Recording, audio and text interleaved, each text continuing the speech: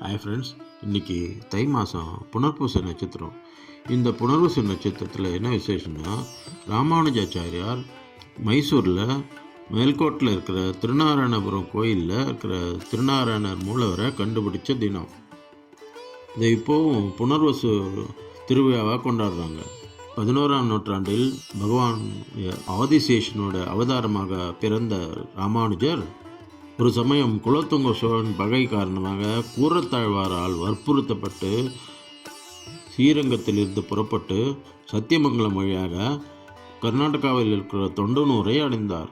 இங்கு ஆட்சி செய்த மன்னர் பிட்டிதேவர் சமண மதத்தை பின்பற்றுபவர். அவரது மகள் ஒரு சித்தப்பிரமை கொண்டவள். அதனால் மிகவும் தொந்தரவு செய்யப்பட்டாள். ஸ்ரீ ராமானுஜர் அவளை இந்த நோயிலிருந்து குணப்படுத்தினார். அதற்கு நன்றியாக பிட்டிதேவர் தன்னை சமண மதத்திலிருந்து ஸ்ரீ வைஷ்ணவ மதத்திற்கு மாறினார். அவர் தனது பெயரை விஷ்ணுவர்தன் என்றும் மாற்றிக்கொண்டார். அவர் கோயிலுக்கு ஏராளமான பரிசுகளையும் நிலங்களையும் வழங்கியுள்ளார். நெற்றியில் நாமம் பூசுவதற்கு தேவையான வெள்ளை மண் ராமானுஜருக்கு கிடைக்கவில்லை. அன்று இரவு ஸ்ரீ திருநாராயணர் அவரது கனவில் தோன்றி மேல்கோட்டில் உள்ள ஒரு எறும்பு புற்றில் புதைக்கப்பட்டுள்ளதை தெரிவித்து அங்கு செல்வதற்கான வழிமுறைகளையும் வழங்கினார். உடனே துளசி செடிகள் சூழ்ந்த வழியை பின்பற்றி ராமானுஜர் உடனடியாக மேல்கோட்டைக்கு புறப்பட்டார்.